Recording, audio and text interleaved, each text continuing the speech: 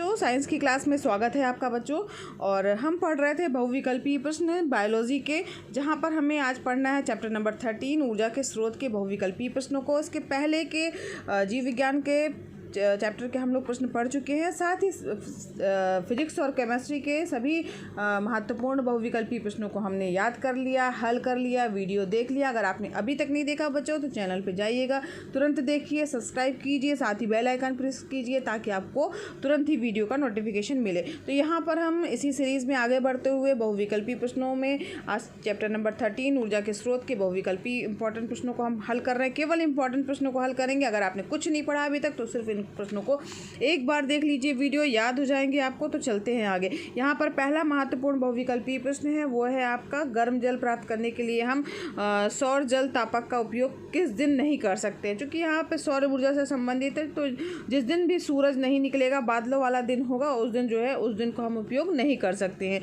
तो यहाँ पर विकल्प नंबर बी जो है आपका वो होगा आपका सही, यानी बी बादलों वाले दिन को हम उपयोग नहीं कर सकते। नेक्स्ट इंपॉर्टेंट वो है बच्चों सौर का जो ऊर्जा का अंतिम स्रोत कौन सा है। अगर हम बात करें कि ऊर्जा का अंतिम स्रोत कौन सा है, तो यहाँ पर ऑप्शन दिए गए हैं जल, यूरेनियम, जीवाश्म ईंधन और सूर्य। तो सूर्य बच्चों अंतिम स्रोत है ऊर्जा का। इसके बाद नेक्स्ट इंपॉर्टेंट प्रश्न बच्चों, नाभिकीय ऊर्जा के उपयोग में मुख्य समस्या क्या है। तो जब हम नाभिकीय ऊर्जा का उपयोग कर रहे हैं तो उसमें मेन रीज़न जो है वो है उपयोग के बाद ईंधन का सुरक्षित उसका निपटान कैसे करें। तो ये जो है नाभिकीय ऊर्जा के प्रयोग में सबसे बड़ी समस्या है। बहुत ही इंपॉर्टेंट प्रश्न है बच्चों, जीवाश्म ऊर्जा का स्रोत है। तो जीवाश्म ऊर्जा का स्रोत यहाँ पर जो ऑप्शन में दिया गया है जल विद्युत, पवन ऊर्जा, सौर ऊर्जा और पेट्रोलियम। तो पेट्रोलियम की बात जहाँ आ रही है वो है जीवाश्म ऊर्जा का स्रोत। इंपॉर्टेंट प्रश्न है। 2 साल पहले जो है बच्चों 2020 में जो पेपर बना था तो उसके 2 जो है पेपर कोड में आया है प्रश्न। इंपॉर्टेंट प्रश्न है, अच्छे से आपको याद हो गया होगा। जीवाश्म ऊर्जा का स्रोत क्या है? पेट्रोलियम। नेक्स्ट इंपॉर्टेंट प्रश्न है बच्चों, पवनों का देश किसे कहा जाता है। तो डेनमार्क को पवन का देश कहा जाता है। यहाँ पर बी विकल्प सही होगा। और इम्पॉर्टेंट प्रश्न है, ऊर्जा के निम्नलिखित रूपों में से किसकी साज सज्जा और उपयोगिता की प्रक्रिया में सबसे कम पर्यावरणीय प्रदूषण होता है। तो यहाँ पर हम बात कर रहे हैं कम जो है पर्यावरण प्रदूषण की, तो सौर ऊर्जा की बात जो है सबसे पहले आएगी, सी विकल्प सही होगा। नेक्स्ट इंपॉर्टेंट प्रश्न है, जो सौर कुकर होता है बच्चों वह कौन सा भाग है जो ग्रीन हाउस प्रभाव के लिए उत्तरदायी होता है। तो जो सौर कुकर होता है उसमें कांच की एक सीट लगी होती है, तो कांच की सीट ही जो है वो ग्रीन हाउस प्रभाव के लिए उत्तरदायी है, सी विकल्प इसका सही है।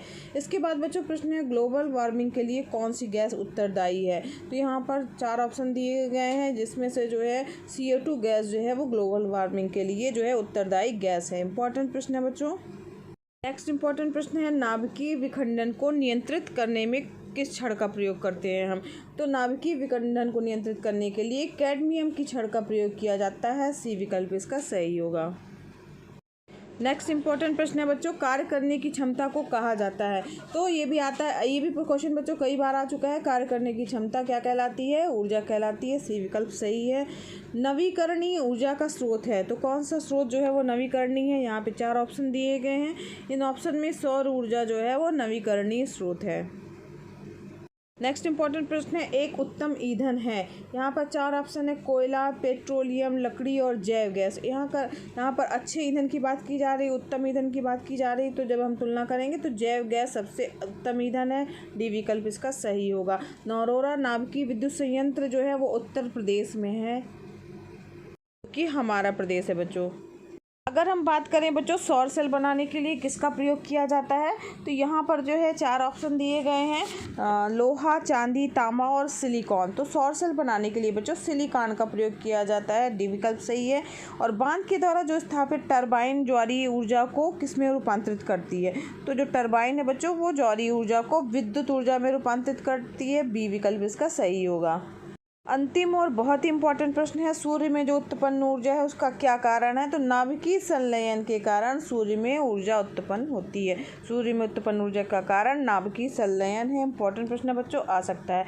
तो इस प्रकार ये चैप्टर नंबर 13 ऊर्जा के स्रोत के सभी महत्वपूर्ण बहुविकल्पीय प्रश्नों को हमने पढ़ लिया है। अगर बच्चों आपके लिए वीडियो हेल्पफुल लगा हो तो लाइक कीजिएगा, चैनल पर नए हैं तो सब्सक्राइब कीजिए, साथ ही बेल आइकन भी प्रेस कीजिएगा। मिलते हैं नेक्स्ट वीडियो में।